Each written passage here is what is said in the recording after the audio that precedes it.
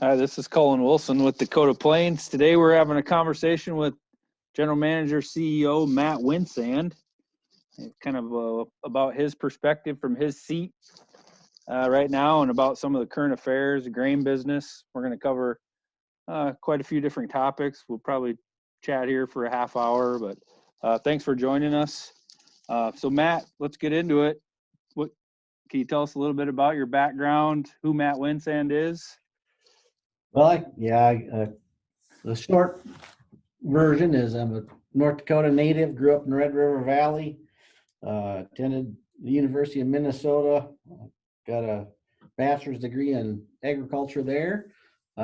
Spent kind of my unique life really early on at 16 in the grain business for Anheuser-Busch.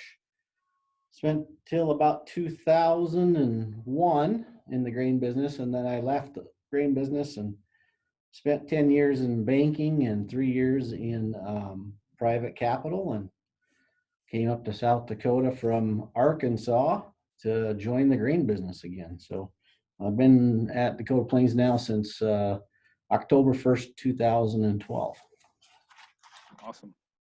So I've worked for you for 5 years. I've got to know you a little bit, but I always enjoyed the story how you became a manager when you were pretty young in the business. Could you tell that story, Matt? You know what? So how it worked out is I I really liked agronomy. That was kind of my main focus. So I went on my interview to the Arthur companies for a job interview for an agronomy position, and thought I did really well. Left there that day, think, well, I probably got the job, and got a phone call the next day saying I didn't get it. I'm like, well, that's not good. I thought I did really well. But the owner of the company, Mr. Burgum, called me and he said, I got a I got another opportunity I'd like you to look at. And I said, well, what's that? He said, we have an elevator at Air, North Dakota.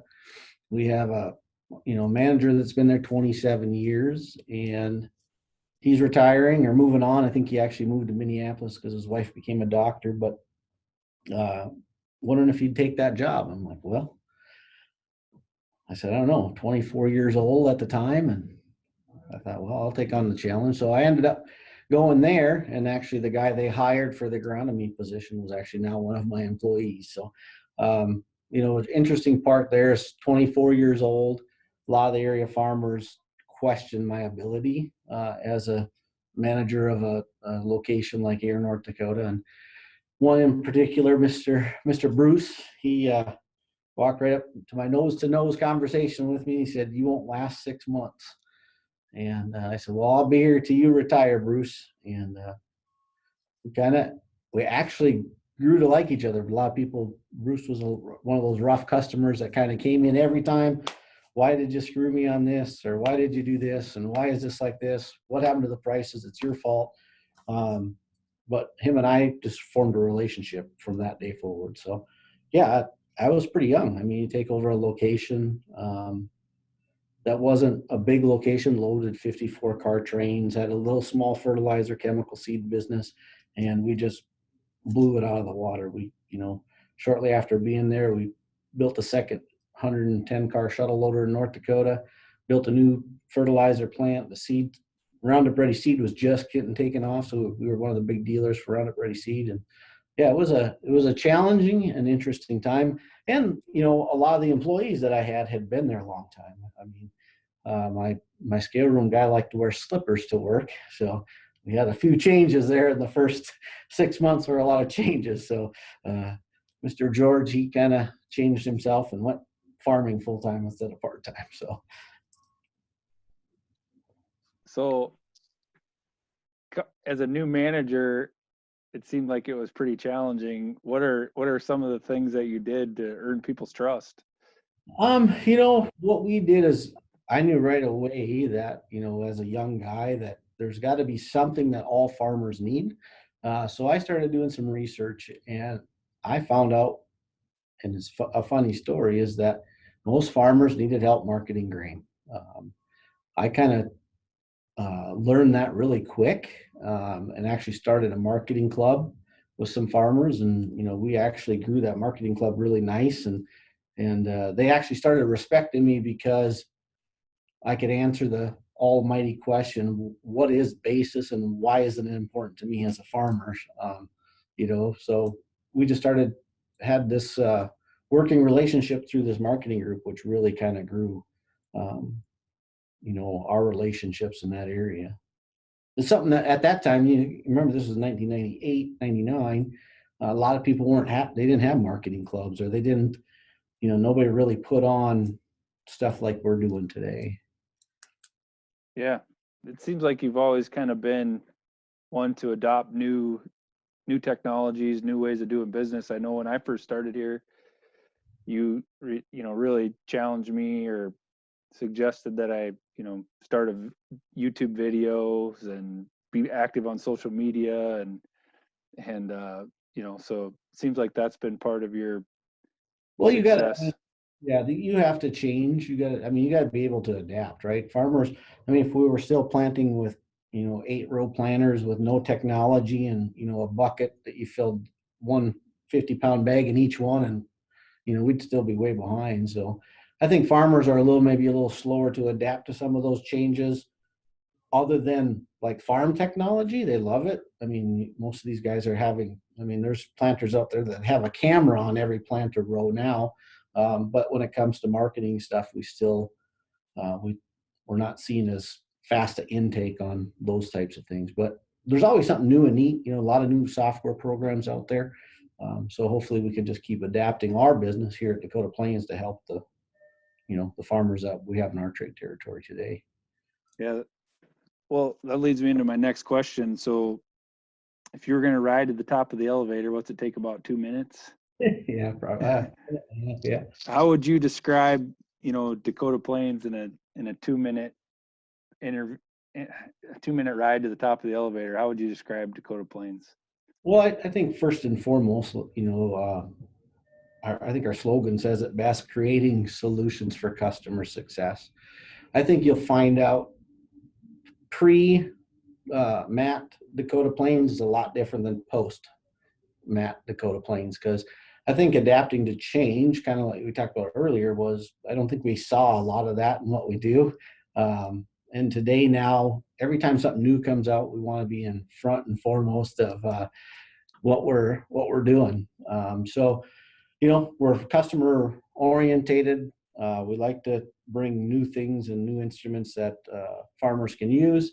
And we're a family company. I think that's big for people to know, is that, every employee here, we treat everybody like family. And I think that shows when it comes to customer service, is that we learn respect for one another, which then in turns respect back to the customer that we deal with every day. But, we're trying to grow our company. Our company has grown since I've been here. We got the Napa location, which has been a challenge to start, probably going to be a challenge for a long time yet, but it created a whole nother trade territory for us. So we're not afraid of changing. We're a family oriented company, and customer service is number one here. What's unique about Dakota Plains' trade territory? You've kind of been a lot of places in the U.S. What's unique about Dakota Plains trade territory and the farmer customers that we serve?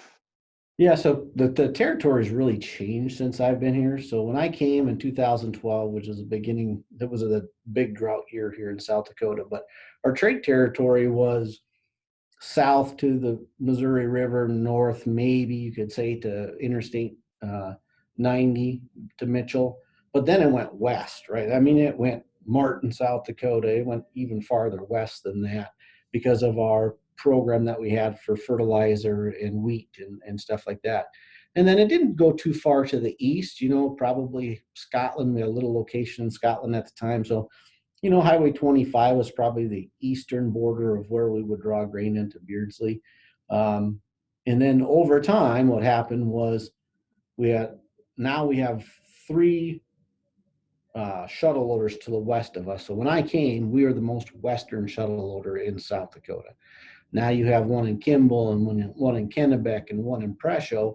So our trade territory has really been now cut off at the river, and it's come farther east, east of Yankton now, and then actually dips south into Nebraska. So it's really kind of morphed into more of a, used to be a really long, skinny rectangle. Now it's more kind of a squared chunk of, maybe the river being the western border, um, Vermilion being the eastern border, still probably some border, maybe not too far north anymore, past maybe Ethan.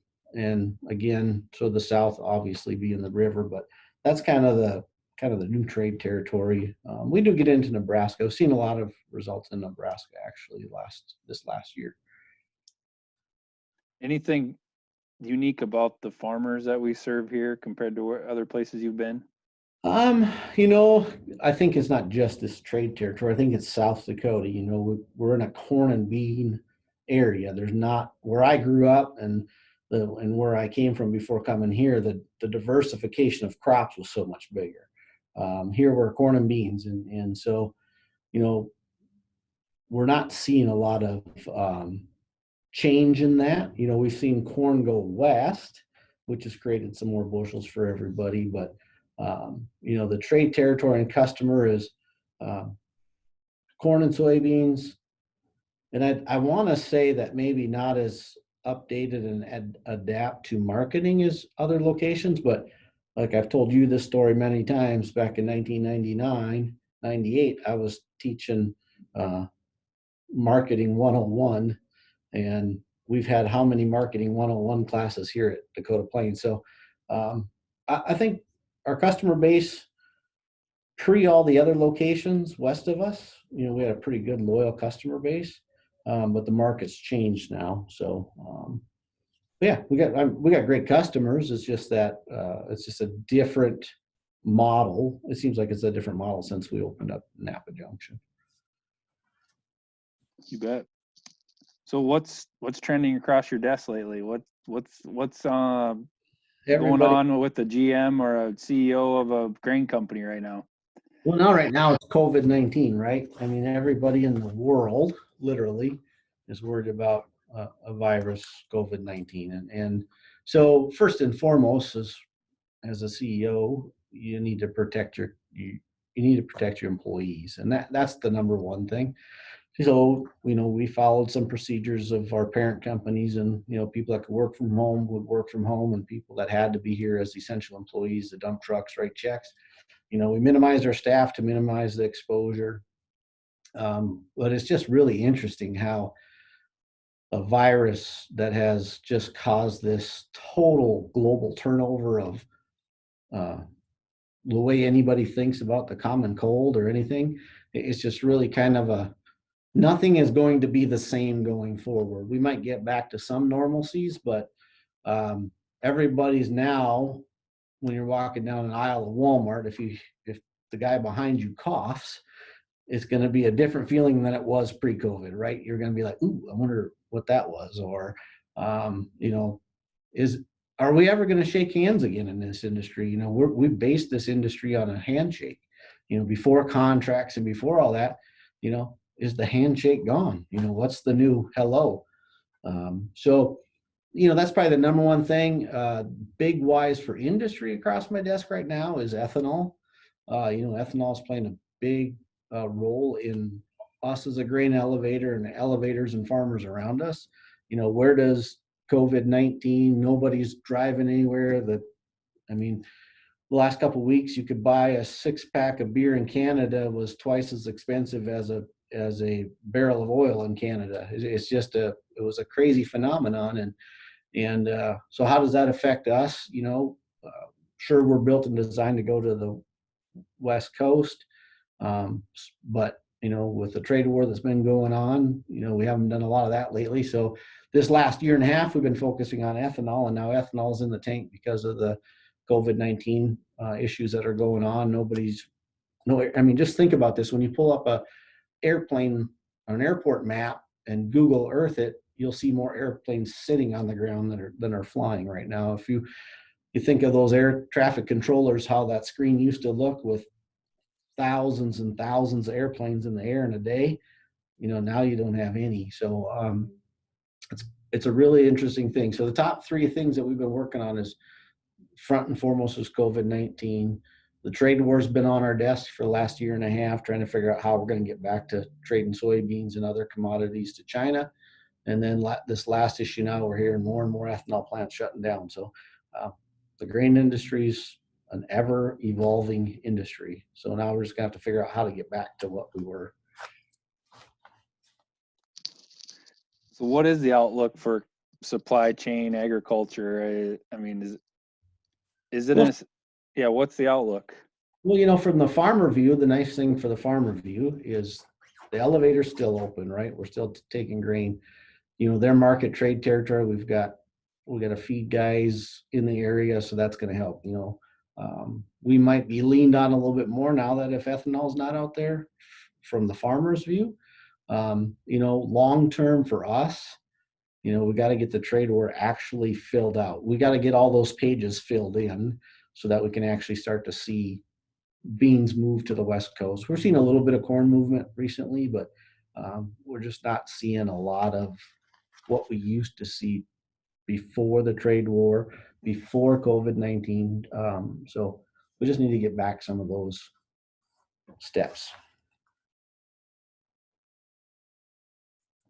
So I've been able to watch you,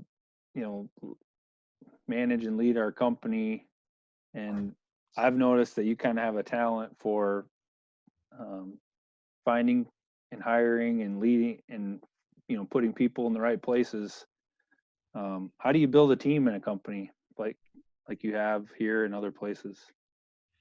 Well, first and foremost, in our business, how we do things, a lot of the stuff that we do is a taught trait, right? So I can teach most people how to trade grain. I can teach people how to run an accounting software. Those are all teachable traits, right?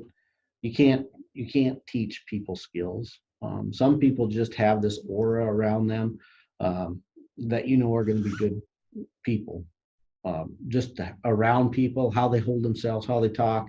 We've hired some people over the phone. We've had, yourself as somebody coming from an industry from the ethanol side, but not having a deep background in agriculture. But there was something about who Cullen Wilson was that made sense to hire. You look at Jeff Kleinschmidt, a guy in a feed truck, but he was the captain of a football team, knew how to lead people. And then you have Cody, who we just hired. He was our Schwansman, right? So everybody, I like to tell Cody's story because he could come in here and talk to anybody. So I started asking him addresses when he came in and asked, hey, who lives at such and such? Well, that's farmer XYZ. He knew the farmer, wasn't afraid to drive down driveways. And now I think for him here, he's having a fun time buying grain and doing something that he probably never thought he would do. And he's doing it really well. But he had skills that you can't teach. You can teach a lot of things in this business. You just can't teach people skills. And as leadership goes, I learned a long time ago when I was with Arthur Companies, Mr. Burgum taught me that I should be able to respect the janitor as good as a CEO, no matter where I go.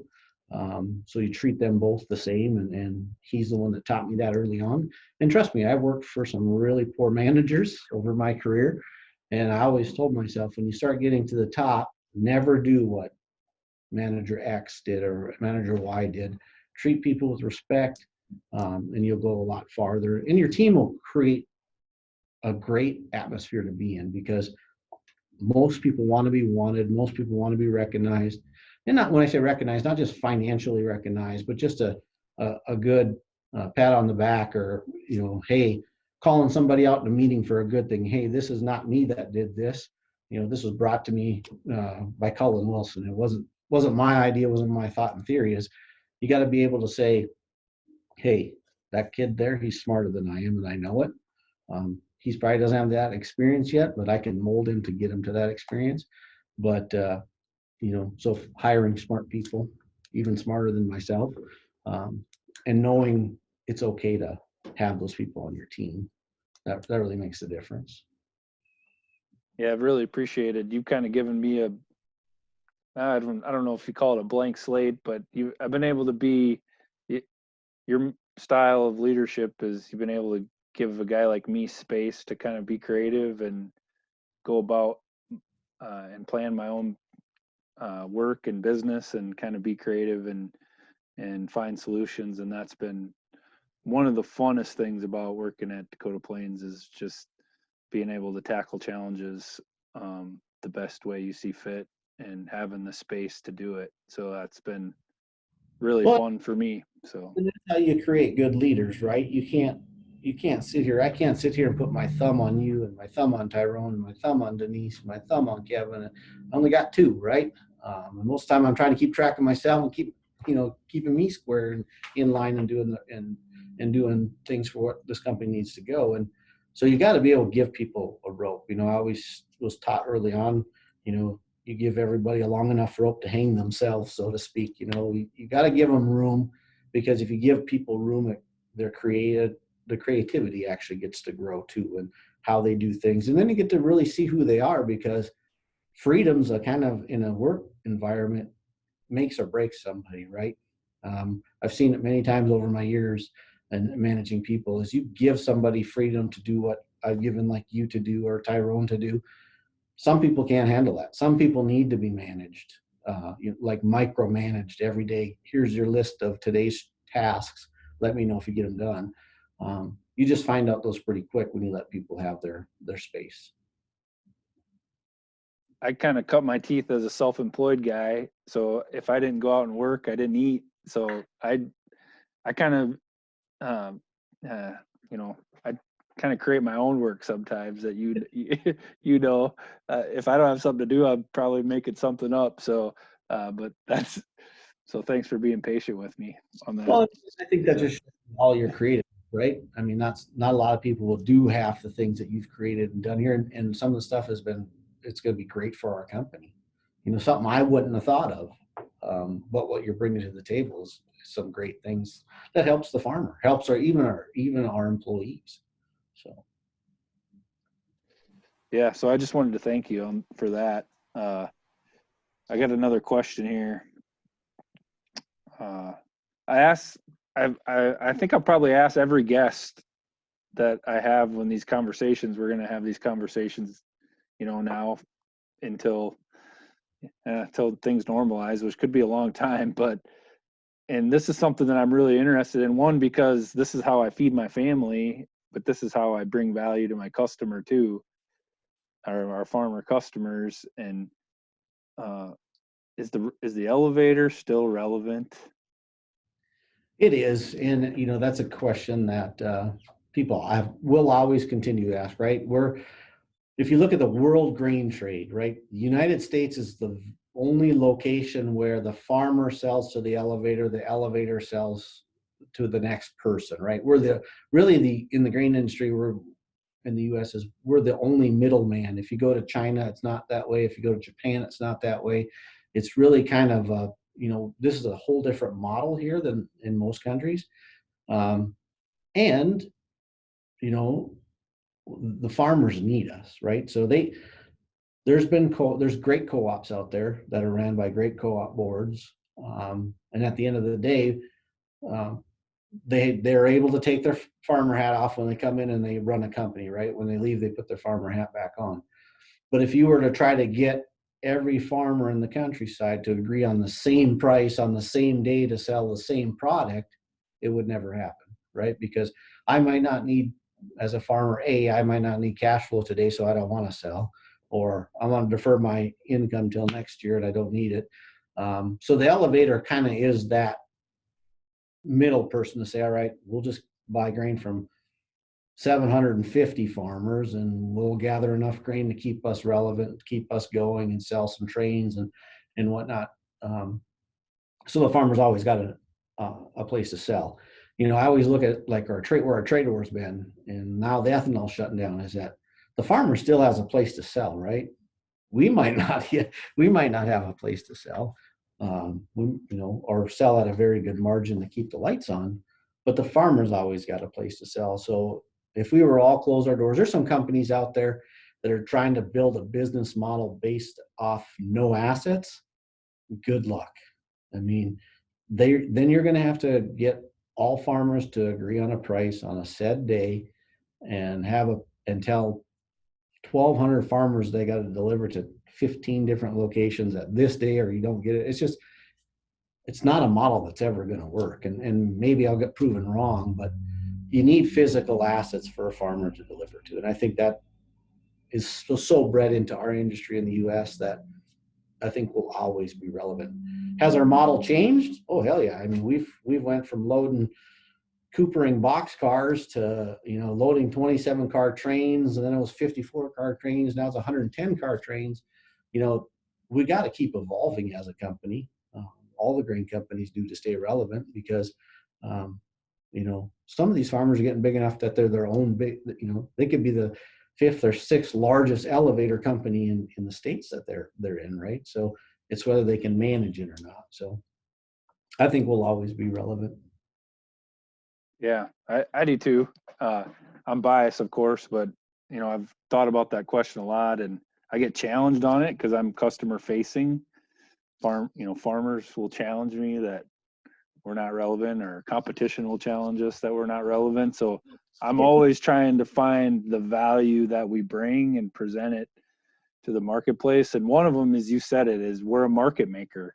We make a market, for the farmer. We buy the grain, when there's maybe the end user doesn't want to buy it.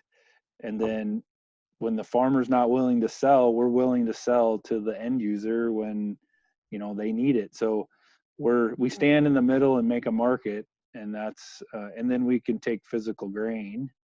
And then now, as grain companies have evolved and got more sophisticated, I mean, we offer a lot of marketing solutions through our elevator that we never used to. And I would say that they never used to, like and back in the late 90s, you were doing marketing clubs, and, those are still relevant, but, we're doing a lot of other things. So the grain business, and one thing that's interesting about the grain business, which I like, is I'm kind of a scrappy guy. I always kind of like to challenge. Is it always changes, and we're always trying to figure out how to be valuable to the customer. And it's, when I started 5 years ago in this trade territory, it's way different than where it is now. We've had to evolve and change and try to, fill a need where there's a need, which is changes all the time. So I would say the only time the elevator would ever come irrelevant is when a farmer can make marketing decisions not based off emotions. And I've been in this business a long time, and I can tell you that's the number one reason farmers don't sell is emotion. And there's probably a few human beings that are emotionless, right? So sometimes my wife will probably say I'm emotionless sometimes, but as in general, I really feel that if a farmer is always making emotional decisions on marketing grain, the elevator is always going to be relevant. Yeah, that's a bold statement, but it's probably true.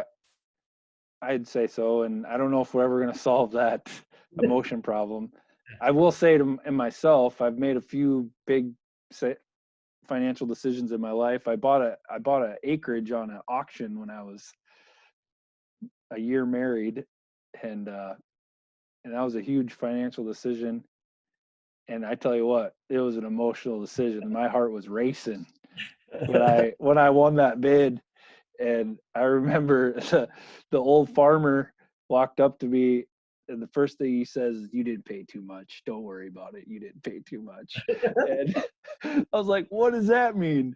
But anyways, I think all financial decisions, if they're big enough, can be emotional, and they're never gonna, it's very difficult.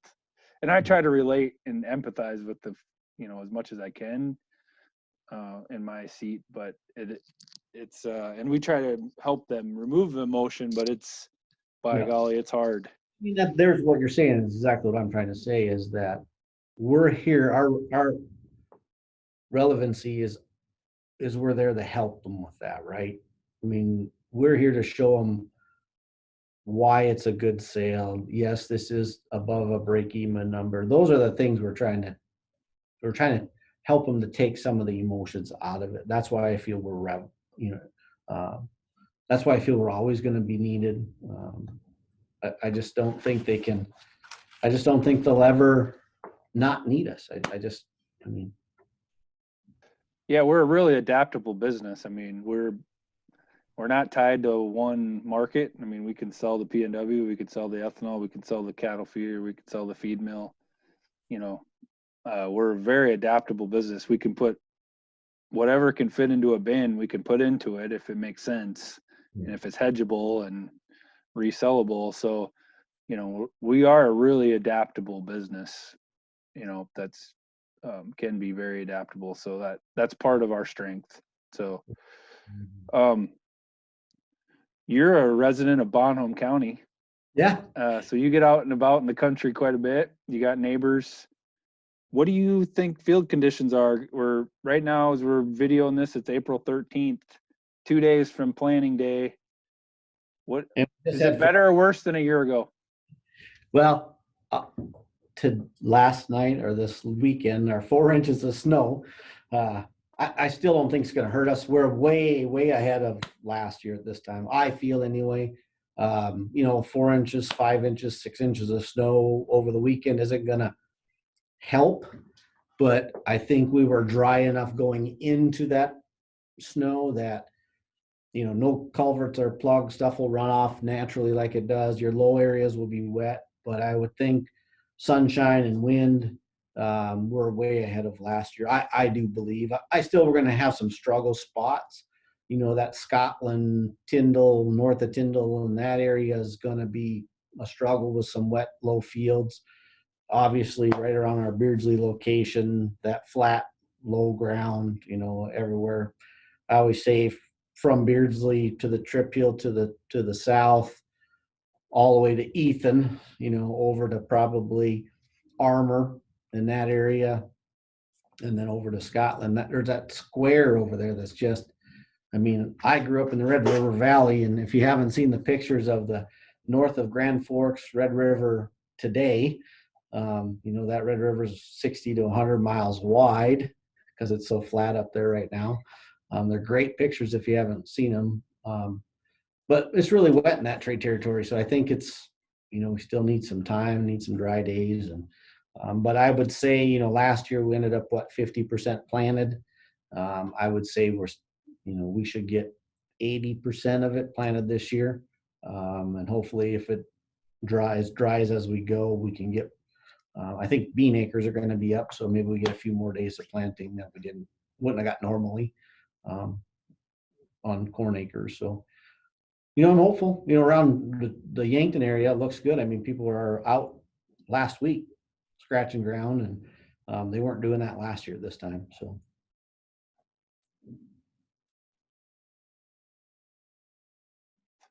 Got to unmute myself. There's a lot of things going on in the world. We've had trade war the last 18 months. Now we have coronavirus. We have ethanol slowdown. We have, what else do we have? Just a lot of different things going on. I've always been, we have a government writing large checks to everybody now. Yeah, so we have this big government program that we've been trying to figure out, and people don't know what it is. Just a lot of uncertainty. I've always been impressed by kind of how you handle adversity. I'm a planner, so I kind of like everything planned out, and seems like you can handle a lot of pressure or different things. How do you stay positive and through all this? What are some of their takeaways? How do you stay positive? Well, I think the number one thing is, we can't change circumstances that we're living through today, right? There's only one human in the world that's ever walked this earth that's been able to handle and make changes himself. You just got to go with the flow, else it will eat you up. I mean, we can't stop COVID-19. We can't stop a trade war. If you sit and worry about all those things, you're just never going to, you got nothing else to do because there's something to worry about every day. I mean, if you're a father, if you're a husband, if you're a son or a daughter, I mean, you're just, there's something to worry about every day, and you got to look for the positive things in life, because if you didn't, you know, it's a really dark world out there. I mean, you look at COVID-19 and what it's done to the world. I mean, um, I always say the only thing I think the media has done poorly is, we've had a infected number and a death number. I'm always looking for how many people have lived. If 80 to 90% of the people that have got it are survivors, that's the story I feel we should be telling. So you always got to look for that silver lining. So, you know, I'm a little more on this, some of these things that happened over this time, trade war, take that for instance. I think there's going to be so many positive things from that, because we've been building the rest of the world for so long. It's time for some of that, to come back to the U.S., which is going to create prosperity and more business and jobs. And you got to look at those silver linings, and I don't know, stuff sometimes isn't worth worrying about. We can't stop it. So if you think you can, you need to read a book, the number one selling book in of all time, and always has been and always will be. We just can't make that change. So look for the positive things in everything we do, and I think life goes along a lot better. Awesome. Thank you.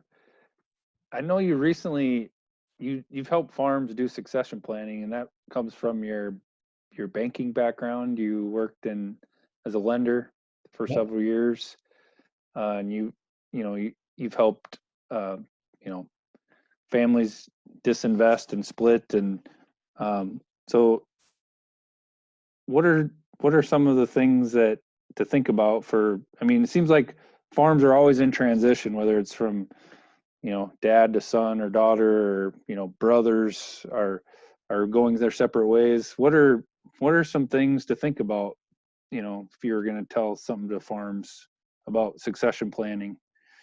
Well, from father to son, um, do it sooner rather than later. Um, a father to the son transfer of a farm is really simple to do.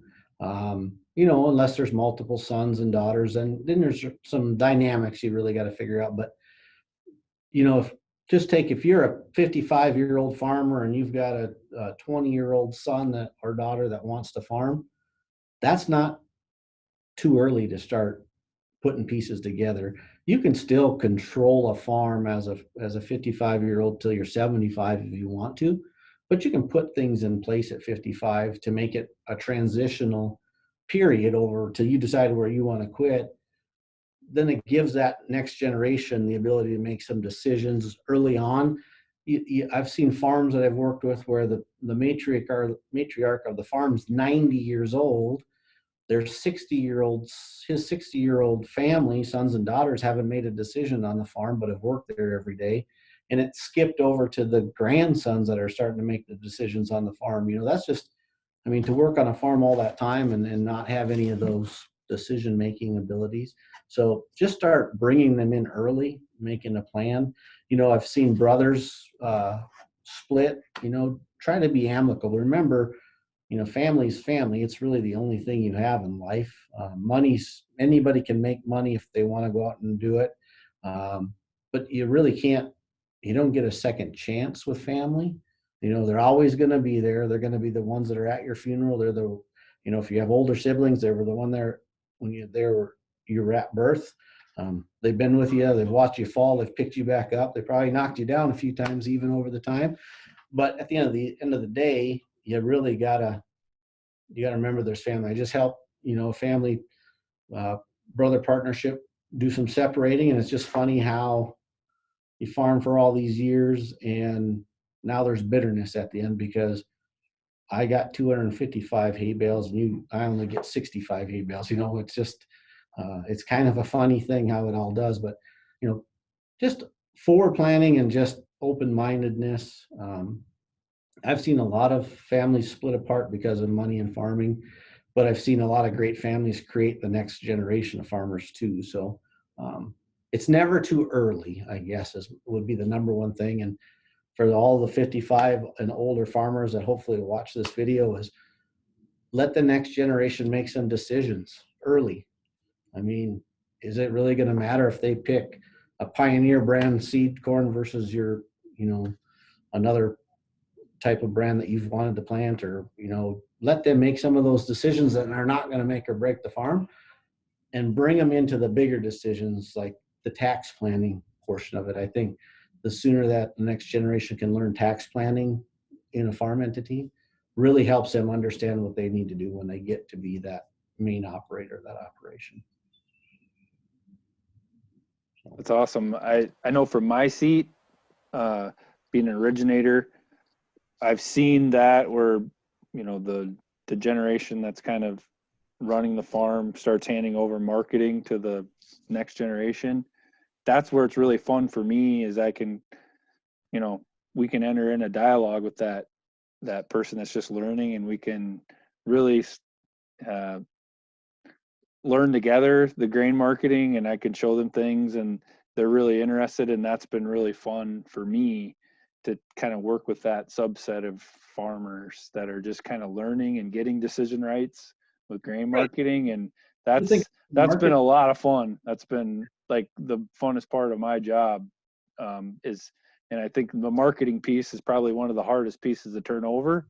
Yeah. But these younger guys or gals are really, they're just designed to learn and try different things, and it's really fun. So And really, if you let them, if the older farmers are watching, I mean, even if you gave them 10% of what you feel you're going to raise this year and let them make the marketing decisions, I mean, that's not going to make or break your farm, right? So why not start involving them and let them make some of those I don't want to use non-essential, but just they're not going to make or break your farming entity. So those little decisions of when we go spray and when we market this grain, or what seeds are we going to plant this year, those are just the little things, that I think is pretty easy to let go if they would just try it. So is there anything you want to add? Is there anything that you want to tell the world that I didn't ask about? No, I think for the most part, I think, agriculture is great. I mean, agriculture has been around forever. It's going to be around forever. We got to be the people that feed the rest of the world. We're kind of a middleman in that puzzle, but we're still relevant. And I think people just got to realize that the grain industry has been around forever, and it's going to be here forever. Farmers are getting bigger. Elevator companies, co-ops are getting larger. But at the end of the day, it's still all based around, the farming practices and how we can raise more crop on less acres for more people. And that's why we got to keep evolving. The world grows. I mean, I don't remember the percentage of land that gets eaten up every year by cities. Nice, beautiful farm ground. Think of like the ground around the Chicago, Illinois area, how, that just gets a little more eaten up, and all that prime agricultural land. Even Fargo, for instance, every time I go up to Fargo, it's like that city just doesn't stop growing. And I think, man, that's on some pretty prime growing ground. So we're losing more acres than we're gaining ever in agriculture, and we got to feed more people on less acres every year. So keep open mind to technology, keep an open mind to marketing, and just remember that we're all in this together, and we got to make it work together through the whole thing. Awesome. Well, I think we'll end with that, Matt. Thanks for taking the time to have this conversation. We're going to put this out and send it to our customers and put it on our social media channels. If you're still watching, if you haven't dropped off yet, we're Dakota Plains Ag Center, and we're still doing business. DakotaPlainsAg.com. You can find out our contact information and look us up. So thanks a lot, Matt. Appreciate it. Keep up the drum.